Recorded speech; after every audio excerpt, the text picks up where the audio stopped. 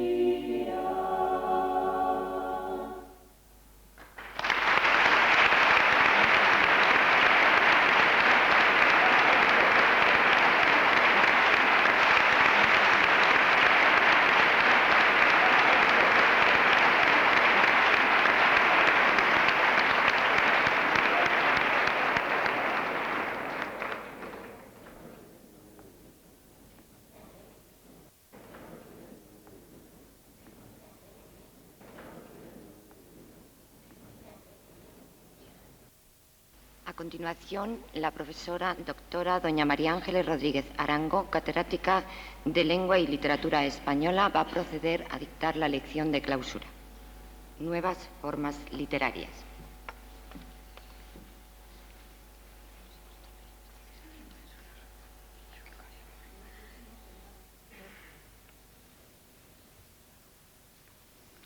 Ilustrísima señora decana de la Facultad de Educación, alumnos de las diplomaturas de Filología, Educación Infantil y Educación Primaria, señoras y señores. En primer lugar, deseo expresar mi agradecimiento por haber sido invitada a que os hable en esta ocasión. Me siento muy orgullosa por tal honor. Julián Marías, en un libro que acaba de presentar en Madrid, titulado Tratado de lo Mejor, afirma que entre lo mejor de la vida está la amistad. Para fomentarla hay que aprovechar las ocasiones de reunión y de convivencia. Y este es uno de esos momentos entrañables, como os acaba de decir vuestra decana, que siempre recordaremos, lo mismo que los días vividos con sus alegrías y sus afanes en estas aulas y dependencias del centro. Voy a contaros brevemente, porque así lo han encargado, algunas reflexiones en torno a las nuevas formas literarias que hemos visto surgir en este siglo y que pronto se verán sustituidas por otras novedades en el siglo XXI, que ya está a la vuelta de la esquina. En la Seminci de Valladolid de 1993 se presentó un ciclo de novelas de Miguel Delibes llevadas al cine. Comprendía las siguientes versiones fílmicas: El Camino, que había sido dirigida por Ana Mariscal en 1963. Mi idolatrado hijo Sisí, pasada al cine con el título de Retrato de familia en 1976 por Jiménez Rico. El Príncipe destronado, que había sido adaptado cinematográficamente por Antonio Mercero en 1977 con el título de La guerra de papá. Los santos inocentes, por Mario Camus en 1984. El disputado voto del señor Cayo había sido adaptado por Jiménez Rico y había conseguido la Espiga de Plata del Festival de Cine de Valladolid del año 1986. 5 horas con Mario primero fue adaptada como obra teatral y más tarde nació la idea de hacer la película que dirigió Josefina Molina y que estrenó en 1981 con el título de Función de noche. El guión era de Josefina Molina y de José Sámano. No es un caso aislado el de la obra de este autor. Se trata de un proceso de cambio de género. Las novelas han pasado al teatro en muchas ocasiones y en otras, a veces casi simultáneamente, al cine. El paso de novelas a teatro ya lo realizaron Galdós o Unamuno, porque la burguesía de entre siglos acudía al teatro como diversión y esparcimiento, a la vez que como una actividad social. Todos recordamos del mismo Delibes algunas versiones teatrales, por ejemplo, la de la guerra de nuestros antepasados, o el largo monólogo de Carmen Sotillo en 5 horas con Mario, realizado magistralmente por Lola Herrera. La edición de la novela había sido del año 1966. La adaptación teatral se estrena en 1979, o sea, 13 años después, y la edita Espasa Calpe en 1982, con un magnífico estudio previo de Gonzalo Sobejano. En este estudio se analizan las diferencias que hay entre la novela y el drama. Sobre todo se habla de las supresiones de personajes secundarios. Por ejemplo, han tenido que desaparecer los amigos y contertulios de Mario. También se habla de las reducciones en las muletillas, en los vocativos o en las expresiones sinonímicas que utilizaba la protagonista. También pone de relieve la actualización del contexto histórico, porque en esos años transcurridos ha desaparecido, por ejemplo, la criada y tuvo que ser sustituida por la asistenta. Desde 1980, en que se llevó a cabo el programa de colaboración entre cine y televisión, por el que tras 2 años de exhibición en las salas comerciales se transmitían en este último medio, o sea, por televisión, entonces se popularizaron otras muchas obras. Para televisión fueron hechas adaptaciones de La sombra de cipreses alargada, de La mortaja y de La hoja roja, por ejemplo, de Delibes. Pero también hemos visto en los años 80 otras muchas novelas en el cine y en la televisión. Es el caso de La colmena de Cela, que la película fue dirigida por Mario Camus en 1982. O La crónica del alba, de Ramón Sender, que dirigió Betancourt en el 83. O Las últimas tardes con Teresa, de Juan Marsé, que dirigió también Camus en el 84. En los años 90 ya hemos visto Luna de lobos, de Julio Llamazares, y en este año de 1995, hace pocos meses, en la primavera, La regenta de Clarín, que dirigió Fernando Méndez Leite. También debemos recordar en estos años la nueva versión que del Quijote hizo Manuel Gutiérrez Aragón, en la que los actores Fernando Rey y Alfredo Landa encarnaban a Don Quijote y a Sancho, respectivamente. Como curiosidad, diré que Fernando Rey, que ahora realizó un brillante papel en la interpretación de Don Quijote, porque era ya muy maduro, había realizado el papel del bachiller Sansón Carrasco en otra película, en otra adaptación cinematográfica anterior que había hecho Rafael Gil en 1948. El Quijote fue llevado, claro, muchas veces al cine. Hay una versión de Vicente Cuyás de allá de principios de siglo, de 1908, pero yo recuerdo otras posteriores. Entrañablemente tengo así el recuerdo de dos, la de 1965 y otra de 1973. Esta última fue así un poco especial por la intervención de Mario Moreno Cantinflas como Sancho Panza, porque hizo una parodia en la que mezclaba el personaje de Sancho Panza con un pelao mexicano. El cambio de forma se debe en gran parte al público receptor. El vértigo y las prisas de la vida moderna no dejan tiempo para leer novelas largas y a veces ni siquiera tenemos ganas de ir al teatro ni al concierto, pero sentados cómodamente en el sofá de la sala de estar podemos ver la televisión o el vídeo en las horas de descanso. Otras veces escuchamos la radio en ratos de esparcimiento, pero las adaptaciones radiofónicas de novelas que tuvieron mucho auge en los años 40 y 50 se han limitado a un público específico que las escucha ahora en forma de seriales muy lacrimógenos y de grandes experiencias sentimentales. Los cuentos y los relatos, por su brevedad, han cobrado auge en estos últimos años. Suelen ser cada vez más cortos. Se conocen con el nombre genérico de ficciones, que es un anglicismo. Permiten ser leídos en el metro o en el transporte público que utilicemos para ir al trabajo, o de un tirón en un momento de descanso. A este mismo motivo funcional responden el nuevo formato, o sea, los libros de bolsillo, que son fáciles de adquirir además, casi siempre se pueden adquirir en los kioscos, a un precio módico, se hacen con entregas aplazadas, con ventas también en fascículos y siempre con unidades proporcionadas a la asimilación rápida por los lectores.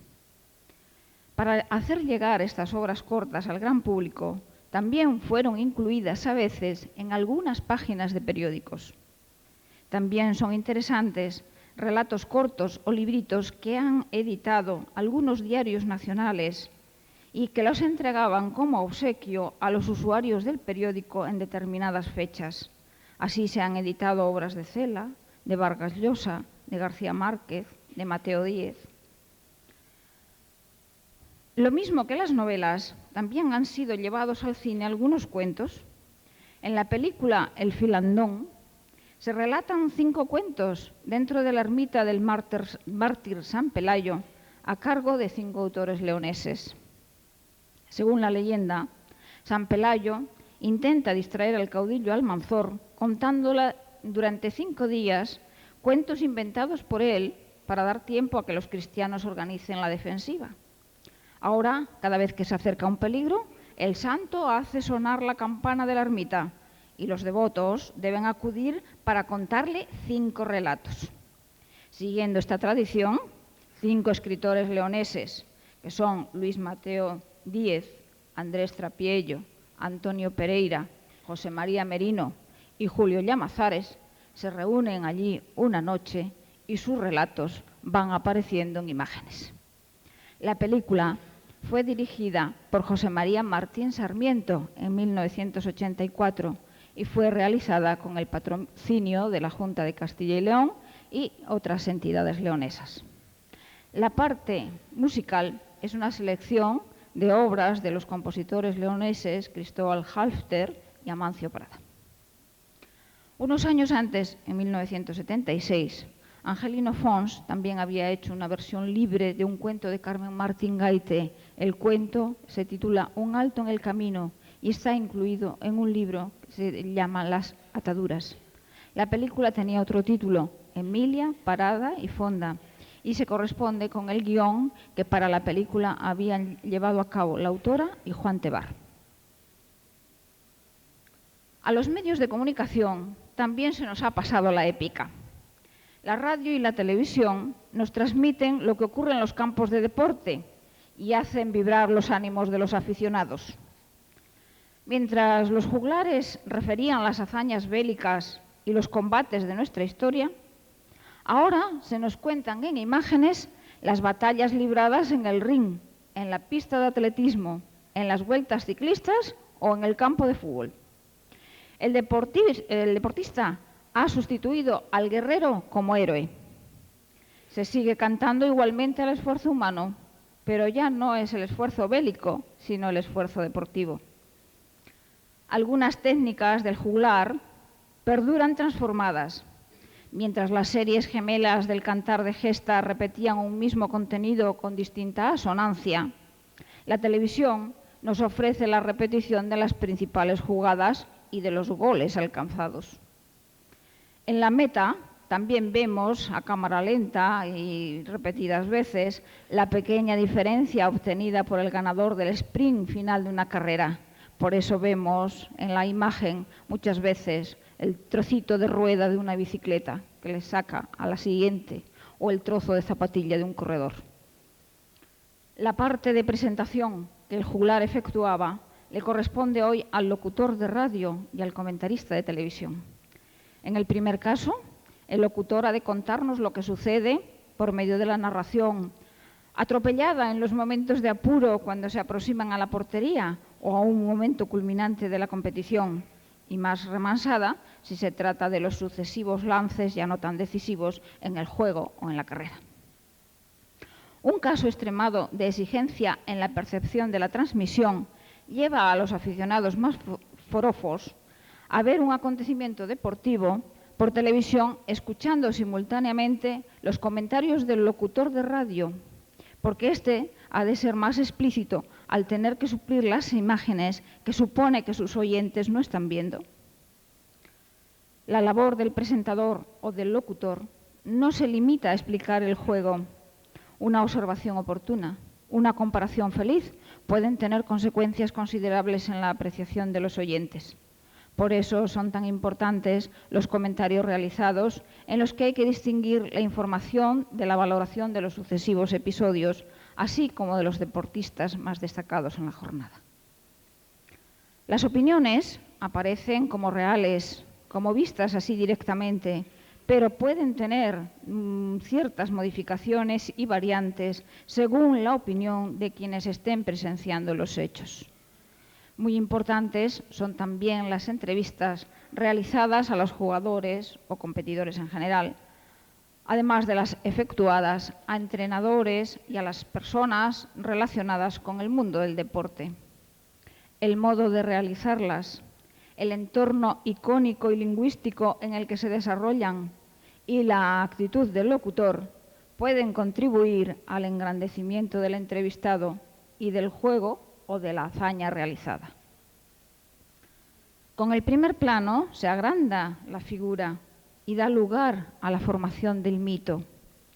Un boxeador, un futbolista o un ciclista se convierten por la fuerza del éxito en figuras nacionales y surgen innumerables seguidores en todo el país. Este es el caso del auge del ciclismo profesional y amateur al ganar Indurain varias veces consecutivas el Tour de Francia. Es tal el resurgir de la afición que se retransmiten gran número de carreras al margen de la Vuelta a España del Giro de Italia o del Tour de Francia. Y ahora viene lo literario. Desde hace medio siglo se han sucedido las odas en honor de grandes figuras del deporte, como las dedicadas a los futbolistas Jacinto Quincoces, a cargo de Federico Muelas y de José García Nieto, y a Ricardo Zamora por parte de Pedro Montón Puerto. Otro bloque numeroso de composiciones se refieren al deporte en sí mismo: La jabalina de Dionisio Ridruejo, La canción a la motocicleta de Palacios, El canto a los Juegos Vascos de Gabriel Celaya o La oda a los bolos de Gerardo Diego. También se canta al volante, al aeroplano, al estadio, a la bicicleta, a la pelota de tenis. Hay un poema muy bonito de Manuel Mantero, por cierto. O al cuentamillas, que es a quien dedica un romance nada menos Alfredo Marquerie. Las personas que ejecutan los juegos pueden aparecer sin que figuren sus nombres. Son las composiciones dedicadas a nadadores, a lanzadores de jabalina, a remeros, atletas o a ciclistas. Las novelas deportivas también van alcanzando extenso público. Las del Premio de Literatura Deportiva Don Balón, ya son 10 las ganadoras y 6 finalistas que están publicadas hasta el momento. En junio del año pasado, en el 94, aparece una novela de ciclismo, El Alpe de Huez, de Javier García Sánchez, editada en Plaza y Janés, en la que, frente a un espléndido paisaje de montaña, destaca el esfuerzo y el estado límite de fatiga a que puede llegar un ser humano por alcanzar la gloria y el triunfo de la carrera. Condicionamientos físicos y psicológicos son superados en una lucha brutal del hombre contra sus propios límites.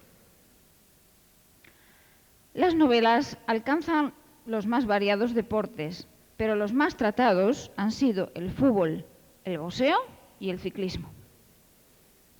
El Chiripi de Zunzunegui, que es una novela de Zunzunegui, de allá de los finales de los 20, nos daba no solo la biografía del jugador de fútbol, sino también el comportamiento transitorio durante los 90 minutos del partido del hincha y del árbitro. El domingo por la tarde, de Rafael García Serrano, que se publica en 1962, y los 11 cuentos de fútbol de Cela, que aparecen en el 63, junto con algunos cuentos de García Pavón, incluyen toda la fauna futbolística y hasta las quinielas adquieren dimensión de fábula. Rafael García Serrano evoca viejas glorias y hechos históricos. Cela, en cambio, recrea la ficción literaria utilizando temas cotidianos. García Pavón tiene un cuento que se titula El partido de fútbol, incluido en sus cuentos republicanos, donde mezcla con el costumbrismo algunos recuerdos autobiográficos. Francisco Ayala tiene un cuento surrealista, muy poético por cierto, titulado El boxeador y un ángel. El boxeador es tema de un ensayo nada menos que de Ramón Gómez de la Serna, de un cuento de Aldecoa que se titula Neutral Corner, de una novela de Fernando Vadillo, publicada por los años 60, que se titulaba 12 cuerdas, donde combinaba recuerdos de la guerra civil con los avatares de las noches del ring. Y es una novela testimonio, es una novela histórica. Eduardo Alonso, que es un catedrático asturiano, de origen asturiano, pero que lleva muchos años en Valencia, fue premio del Ateneo Jovellanos de Gijón en 1966 con Chuso Tornos, Peso Pluma, también boxeador. Y al mismo tema pertenece Cine Soledad de Francisco González Ledesma. Otros motivos actuales son las carreras automovilísticas, las de caballos, la motocicleta, el yate, el tenis o la estación invernal, que ahora últimamente ha venido a sustituir en las novelas al balneario, que era lo fino del siglo pasado. Miguel Delibes se ha consolidado como narrador especializado en relatos de caza, y también nos ha dado uno de pesca, mis amigas las truchas. El deporte llega al teatro más bien como pretexto, y así tenemos el teatro irrepresentable de Jardiel Poncela o Heroica del Domingo de Manuel Martínez Mediero. En el teatro actual se llevan a cabo procesos de desmitificación, acercándonos a la vida privada y a los sentimientos íntimos de los personajes. Esto ocurre, por ejemplo, en Anillos para una dama, de Gala, en los que doña Jimena, la esposa del Cid, una vez muerto éste, encuentra insalvables impedimentos políticos, sociales y familiares para casarse de nuevo con Álvar Fáñez. En ¿Por qué corres, Ulises?, de Gala, o en La tejedora de sueños, de Buero Vallejo, se dan nuevas soluciones a la fiel espera de Penélope y al regreso del anciano guerrero que ha empleado los buenos años de la vida alejado de sus obligaciones familiares y personales. Cuando se recrean mitos clásicos como las varias Medeas, Antígonas o Fedras, Antígonas que hay de Bergamín, de Espriu, Medeas que hay de Bergamín, de Sastre, de Riaza, una Electra de Riaza o la Orestiada de Antonio Martínez Ballesteros, entonces se reelabora su esencia hasta convertirlas en símbolos del sacrificio personal por razones políticas, sociales o familiares. Hablan coloquialmente y se les transforma en seres cotidianos con los que se puedan identificar cualquier clase de gentes. Hace unos 8 años fue representada en Madrid una obra de Rafael Balbín que ya en el título refleja la intencionalidad de acercamiento al público mayoritario. Su título era Ese simple mortal llamado París. Otra opción adoptada por algunos dramaturgos actuales es el sainete con moraleja. Es el caso de algunas obras de Fermín Cabal o de algunas obras también de José Luis Alonso de Santos.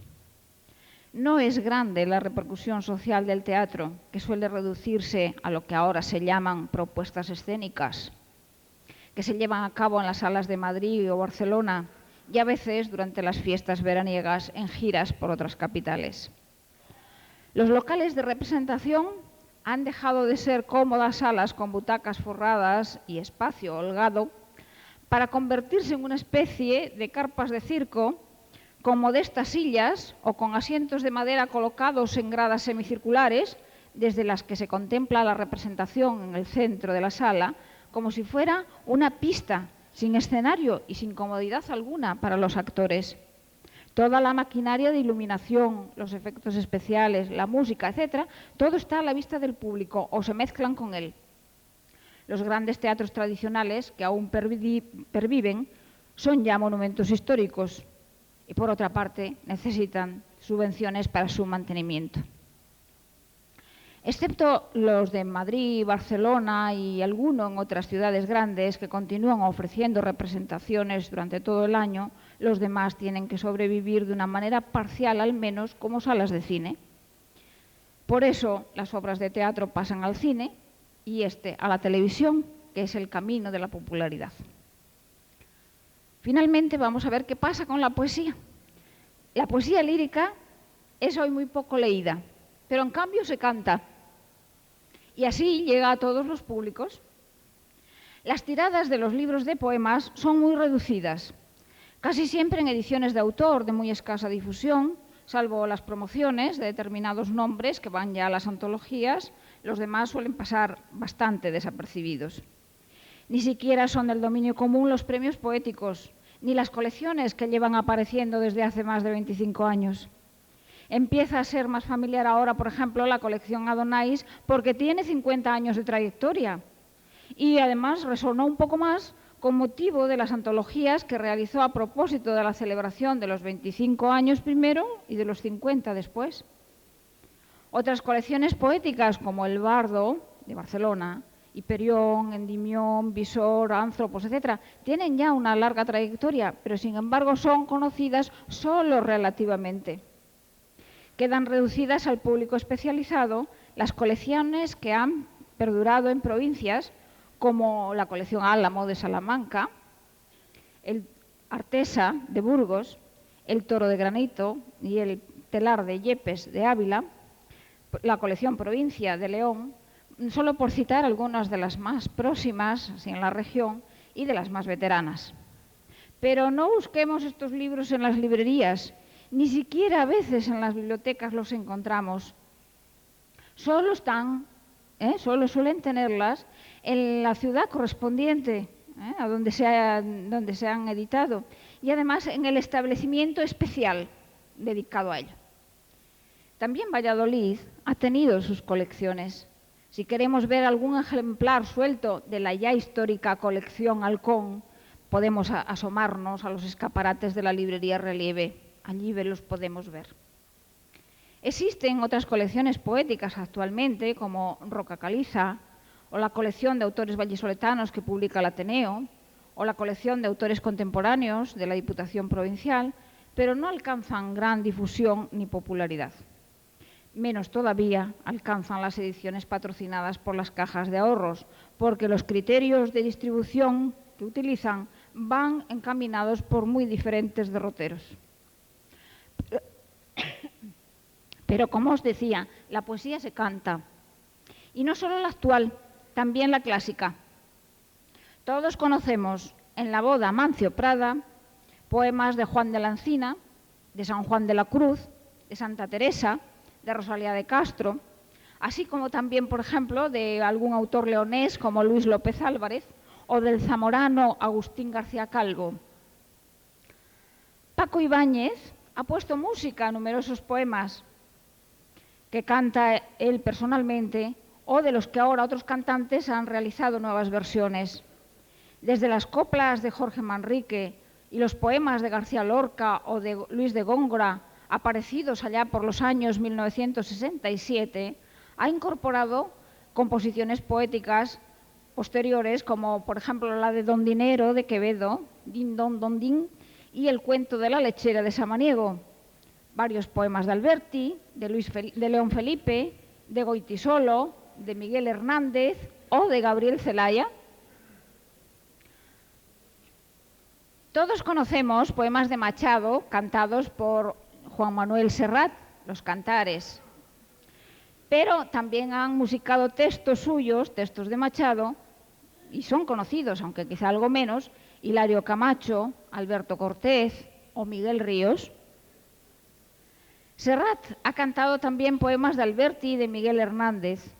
Loquillo interpreta poemas de Salinas, de José Luis Rodríguez García, de Gil de Viedma, de Bernardo Achaga y de Gamoneda. De todos estos autores y algunos más han salido algunos discos hace como unos 6 meses. También recordamos todos el poema de Alberti, de La Paloma. Se equivocó la paloma, se equivocaba, en la voz de Ana Belén o en la de Paco Ibáñez. El romance del Río Duero de Gerardo Diego, Río Duero, nadie a acompañarte baja, ha sido cantado por José Juan González. Y para ceñirnos a la región, recordaremos los poemas de León Felipe, cantados por Soledad Bravo, por Adolfo Celdrán o por el grupo Agua Viva, además de los de Paco Ibáñez y Serrat. El poema antibélico de Gaspar Moisés Gómez fue musicado por Ángel Barja.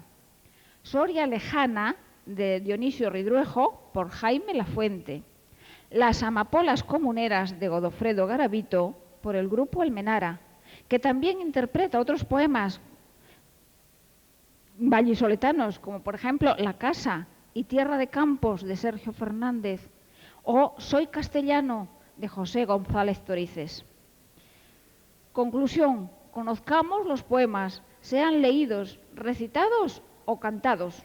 Como letra de canciones llegan a muchas gentes y se memorizan mejor. Nada más.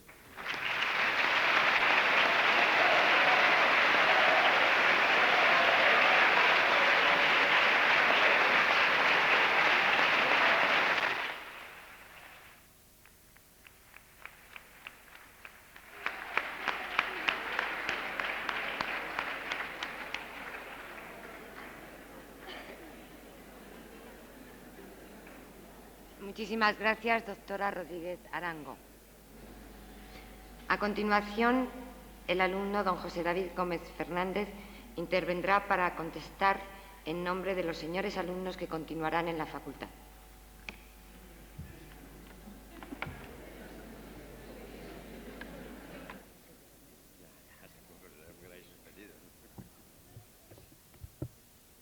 Bueno, hace un poco calor, ¿no? Yo quería venir en pantalones cortos y en camiseta, pero me han dicho que no era del protocolo, así que tengo que venir en corbata, y cualquiera se afloja la corbata aquí. Bueno, a mí la verdad es que cuando me dijeron que tenía que dar este discurso, la verdad es que se me presentaron dos problemas bastante gordos. El primero era que ¿para qué era el discurso? Si yo la verdad es que no pinto mucho aquí. Es decir, los importantes aquí sois vosotros, ¿no? Los que vais a diplomar o vais a licenciar. Y luego otra cosa que podría también ser un dilema es qué comentar en el mismo. La verdad es que después de los acontecimientos ocurridos últimamente, pues se me han abierto los ojos, ¿no? Y me he dado cuenta de que realmente el que está hablando aquí no es un delegado, no es un representante de la especialidad de audición y lenguaje, y tampoco es José David Gómez. El representante aquí, el que está aquí hablando ahora mismo, son los 1.600 alumnos que se quedan, los 1.600 alumnos que os tienen que decir a vosotros pues que tengáis una buena salida de aquí, que consigáis todos un buen empleo y unas buenas condiciones de trabajo.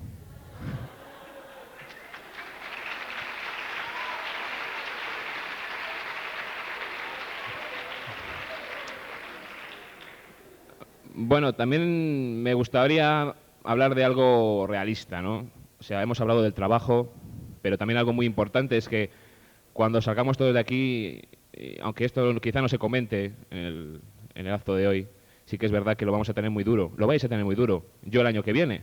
Bueno, espero, porque después de haber visto las notas, no sé. Bueno, para mí yo creo que redondear todo esto se podría redondear gracias a que hace poco ha salido pues una especie de catalogación para todos nosotros, ¿no? Nos llaman la generación X. Bien, a mí siempre me ha gustado eso de la generación X, ¿no? Porque queda como muy futurista y queda muy bonito. ¿Pero qué es para los sociólogos la generación X? Pues para ellos se supone que somos insolidarios, se supone que no pensamos y no nos preocupa nuestro propio futuro, ¿no? Yo creo que a vosotros sí que os preocupa vuestro propio futuro y que hay muchísimas razones para pensar que no somos insolidarios. Y si no, ahí están todas esas organizaciones no gubernamentales que están ayudando a países de tercer mundo o incluso a personas que no tienen qué comer o dónde vivir.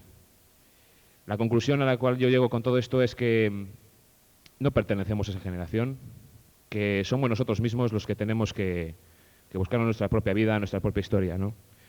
Y que esa catalogación sociológica, nuestro amigo Amando de Miguel, la verdad es que no se ha lucido últimamente mucho y no creo que tenga mucha razón con la misma. Para acabar, porque si no se nos va a alargar mucho y aquí vamos a acabar sudando sangre, que es lo que nos falta, pues voy a deciros que voy a hacer dos sugerencias o dos deseos, ¿no? Para todos vosotros. La primera es una sugerencia que tiene, o un deseo que vienen incluidos dos, que haya trabajo para todos, que es lo importante, y que todos sigamos siendo igual de auténticos que hemos sido durante todos estos 3 o 4 años que hemos estado aquí en esta facultad. Y el segundo deseo es que, por favor, el año que viene los policías municipales, cuando yo parque el coche ahí fuera, que no me pongan una multa, que ya estoy... Vale, muchas gracias a todos.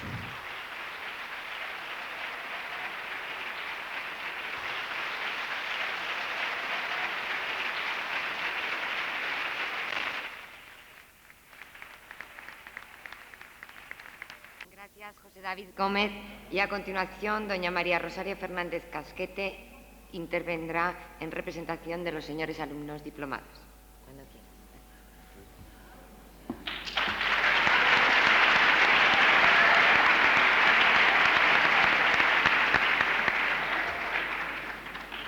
Vale. Ilustrísimo señor vicerrector, ilustrísima señora decana, autoridades académicas, padres, profesores, compañeros, señoras y señores, agradezco a todos ustedes su presencia aquí, así como el interés del nuevo equipo de Canal por la preparación de esta ceremonia. Nos honra poder ser partícipes de la primera ceremonia de diplomatura que se celebra en esta facultad. Esperamos que este acto sirva como el mejor de los augurios para esta facultad que ahora comienza su andadura. Sea pues mi voz la voz de todos los que hemos pasado una página en nuestra formación.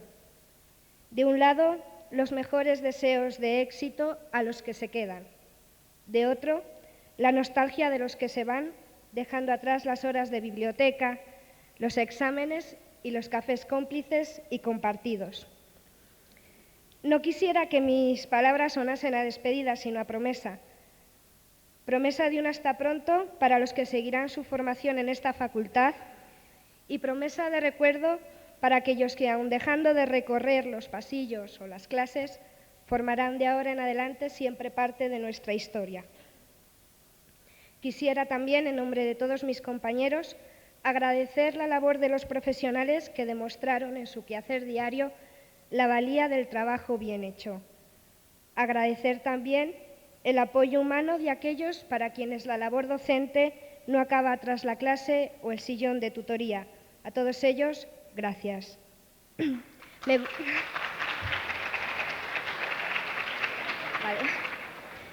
Me gustaría también que su trabajo sirviese como ejemplo a quienes han caído en el desánimo o contemplan la labor educativa como un acto rutinario o burocrático. Desde aquí, nuestra llamada de jóvenes a la renovación y al aire fresco. No quisiera acabar sin mencionar el apoyo incondicional de nuestros familiares y amigos y gracias a ellos por el día a día de estos 3 largos años. Ser joven hoy en día no es fácil. Lo incierto de nuestro futuro laboral ensombrece nuestras esperanzas.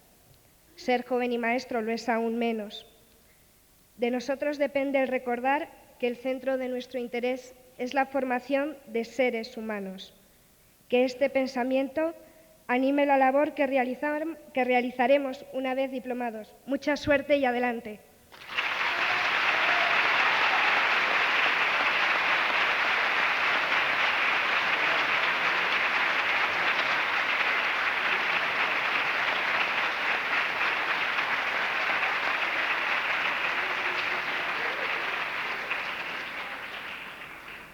Muchísimas gracias. A continuación, el señor secretario iniciará la lectura para la entrega de los diplomas.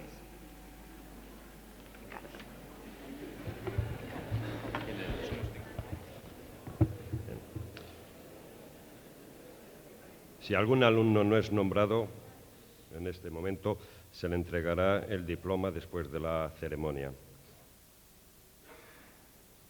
Señores alumnos diplomados en Filología: doña Marta del Amo López, doña Natalia Arraz Moratinos, don Jesús Carrazoni Gutiérrez, doña Fátima Catalina Calleja, don Víctor Manuel Enjuto Aceves,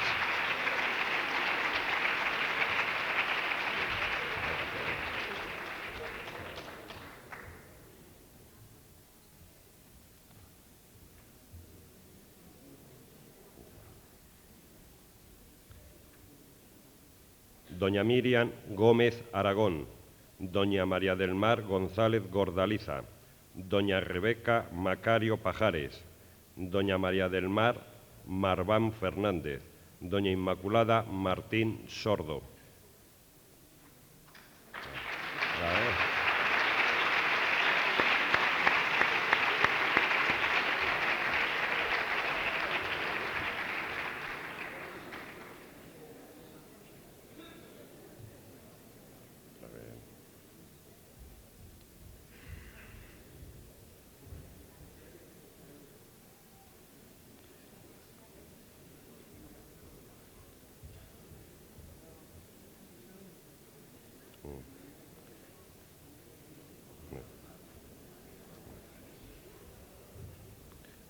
Doña Marta Isabel Mata González, doña Susana Medrano López, don José Antonio Pascual Llorente, doña María José Redondo Pacheco, doña María del Pilar Revuelta Alonso.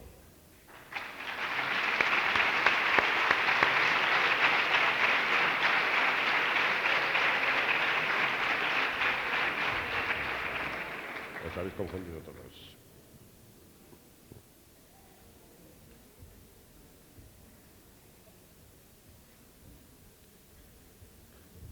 Don David Sánchez Barbudo Miranda y doña María Amelia Sanz Álvarez.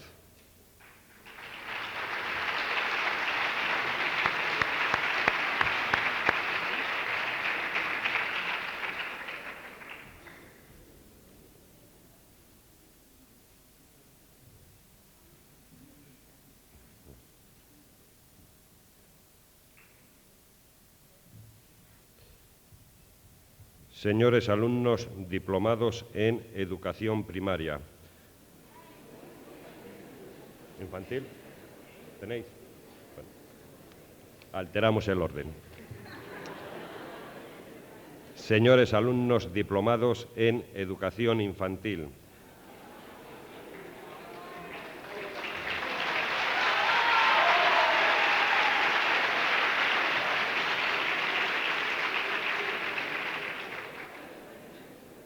Doña Miriam Álvarez Gil, doña Carolina Álvarez Poveda, doña María Aránzazu Álvarez Quiñones, doña María de la Cruz Arroyo Sanz, doña Ana María Asensio Castro.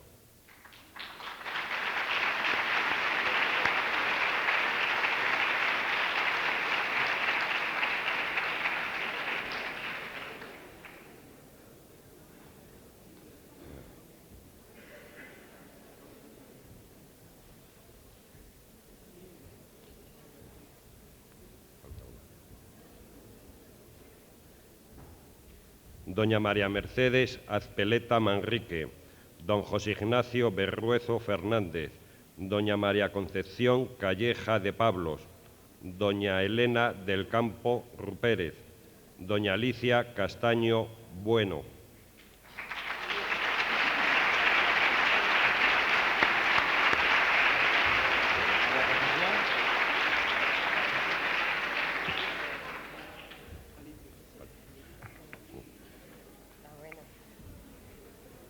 Doña María Concepción Citores San José, don Francisco Javier Coca Fernández, doña María Teresa Díez Escribano, doña María Nelia Escribano Martín, doña Aurora Estrada Toribio.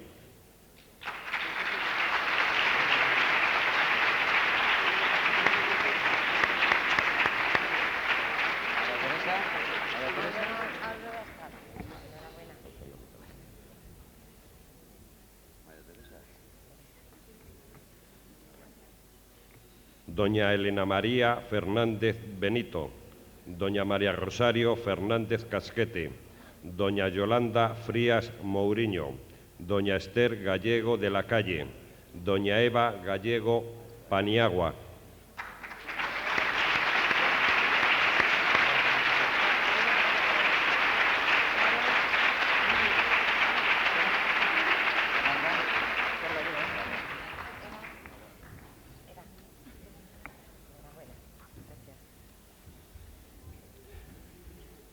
Doña Nuria García Álvarez, doña Natividad Garrido Sanz, doña Mónica Gómez Doncel, doña María Estela González Fraile, doña María del Pilar González Sánchez.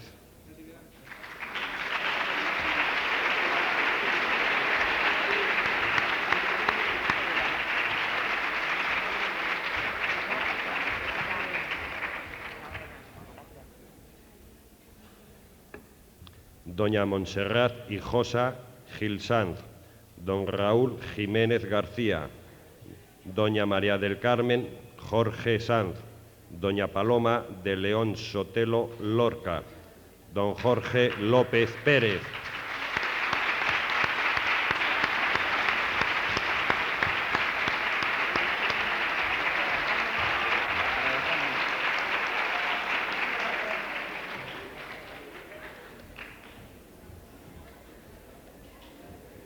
Doña Alicia López Rodríguez, don José Antonio Maldonado Expósitos, doña María Jesús Martín Fontecha, doña María Cristina Martín García, don Fernando Martínez de Vega.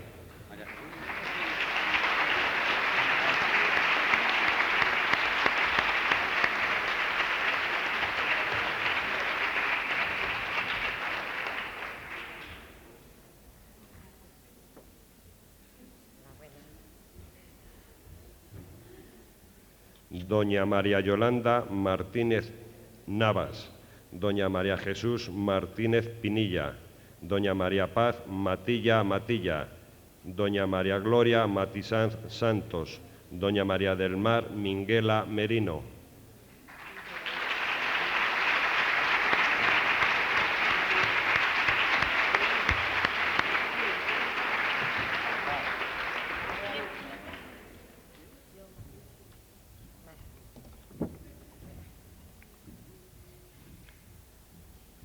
Doña Yolanda Molina Díez, doña María Luisa Moratinos Cuevas, doña María del Henar Negro Moral, doña Sonia Manuela Olivares Domínguez, doña Milagros Pérez de la Cal.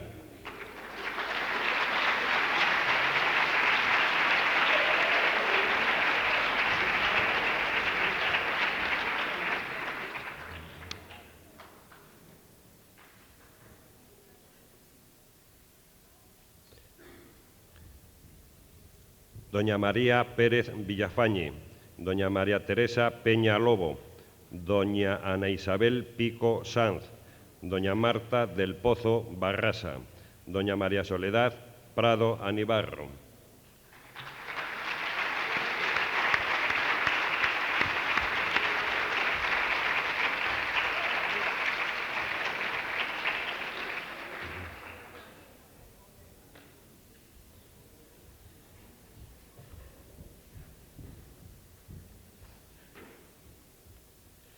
Doña Raquel Ramos Martínez, doña María Ángeles Redondo Díez, doña María Mercedes Rodríguez Cobos, doña María Jesús Rodríguez Jimeno, doña María Julia Rodríguez Merino.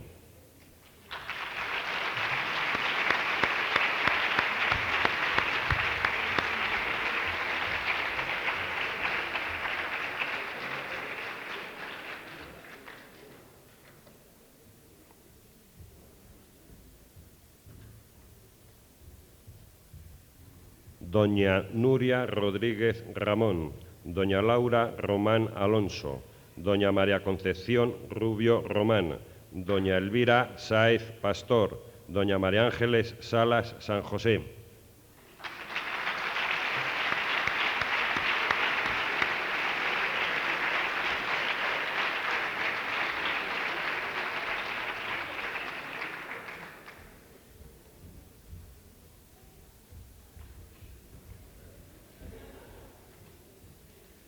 Doña María del Mar Sánchez Cuenca, doña Milagros Sánchez Rodríguez, doña Raquel Tapia Galván, doña María Belén Torrecilla García Ripoll, doña Montserrat Urueña Hernández.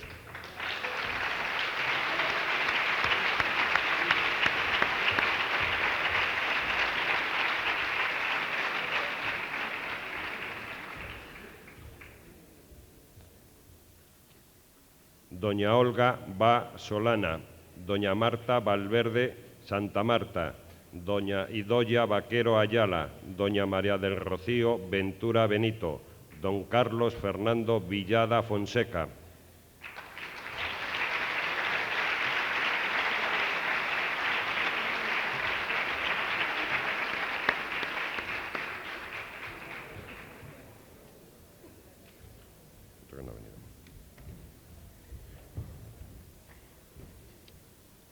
Señores alumnos diplomados en educación primaria.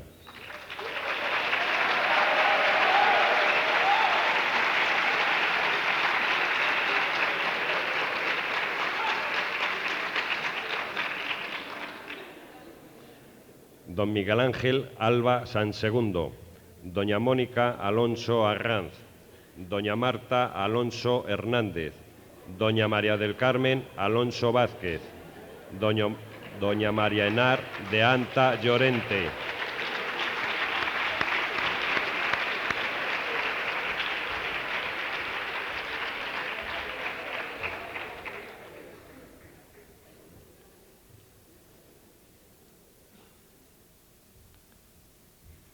Don Julio César Aparicio Santos, doña Mercedes Aragón López, don Javier Arias Pérez, doña Alicia María Barbaglia Zatón, doña Nuria Burgos de la Fuente.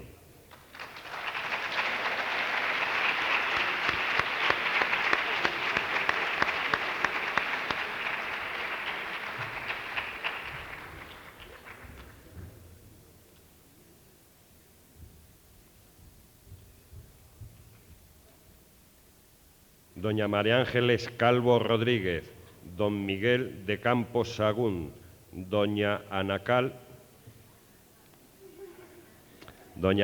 Canal Gervás, doña Ana Rosa Carballo Fernández, doña María Estíbaliz Carrasco Fernández de Landa.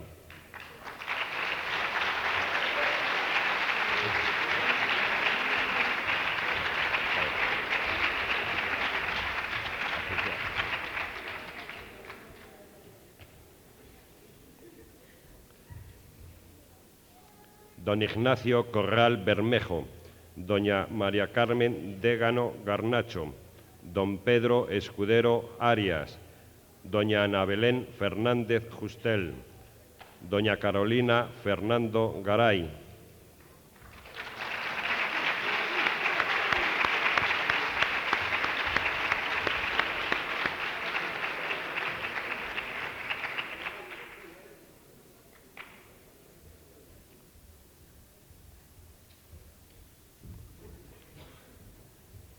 Don Gustavo Adolfo Galicia Díaz, don Eustaquio García Fernández, don Alberto Gómez Espiñeira, doña María Marta Guijarro Madrigal, doña Felicísima Herreras Negro.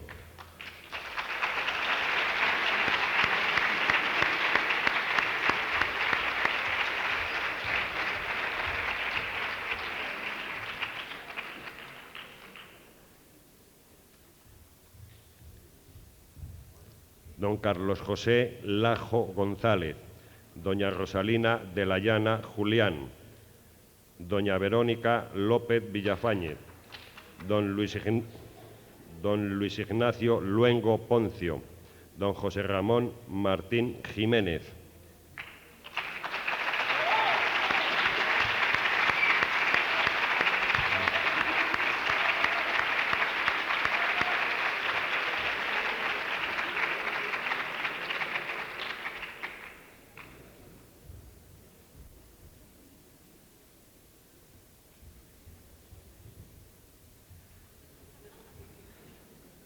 Doña María Josefa Martínez Fernández, don Luis Óscar Martínez Martínez, doña Natalia Menéndez del Corral, doña María Elena de Pablo Andrés, doña Natalia Pelayo Díez Andino.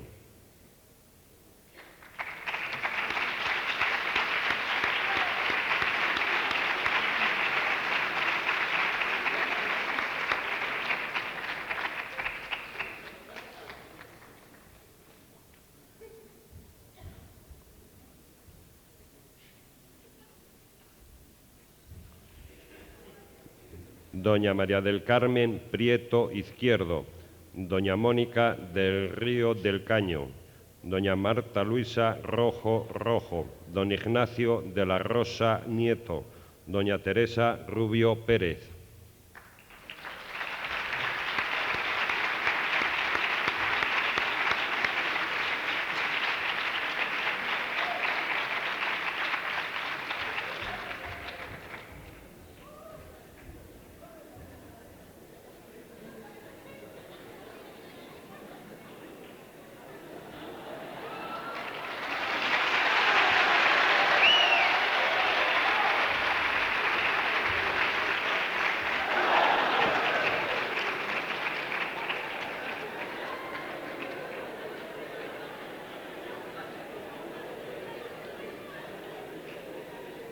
Doña Verónica Sánchez Marinas, doña Gemma Sangrador Zarzuela, don Luis Alberto Sanz Bastardo, doña Concepción Trapote Álvarez, don Jesús Fernando Valentín López.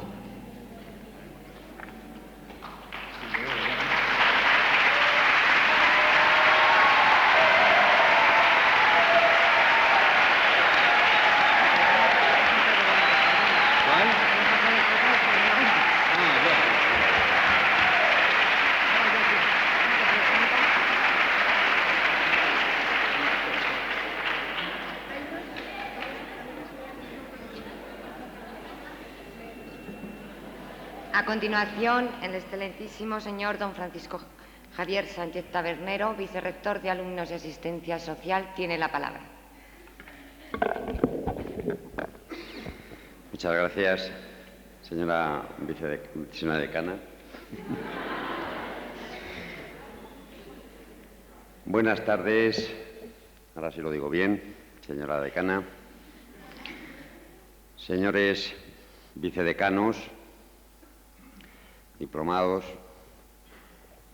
familiares y amigos todos.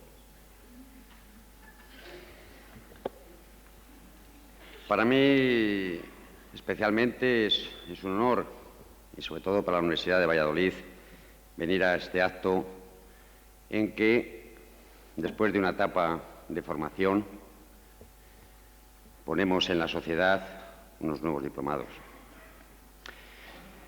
Nuevos diplomados, en este caso, la más joven de nuestras facultades, en la que quizás la primera en Valladolid en que se tienen los 2 ciclos y al final del primer ciclo ya estáis capacitados, en principio, para ejercer una profesión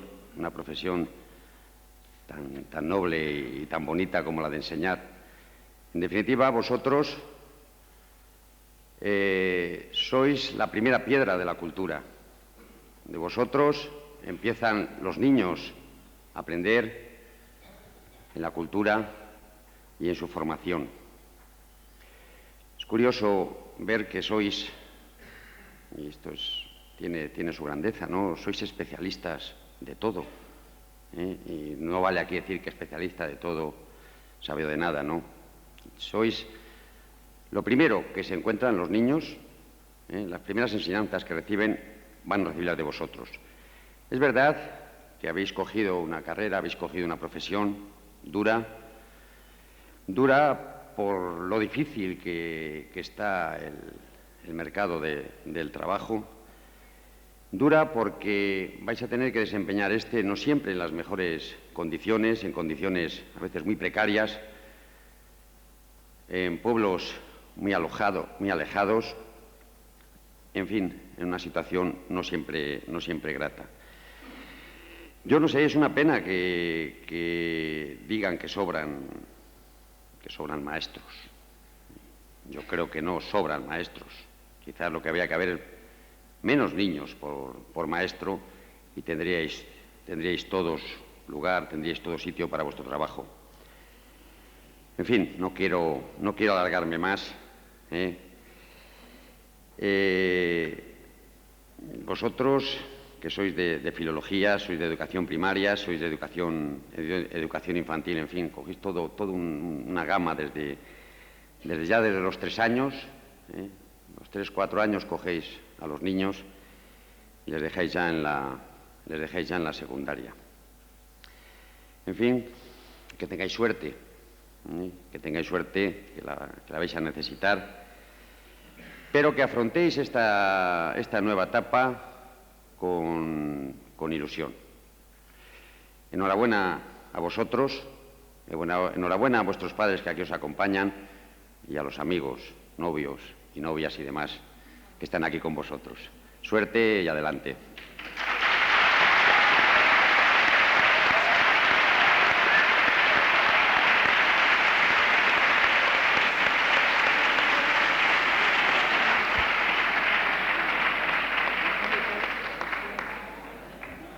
Para cerrar el acto vamos a escuchar el Gaudeamus Igitur interpretado por el coro de la Facultad de Educación.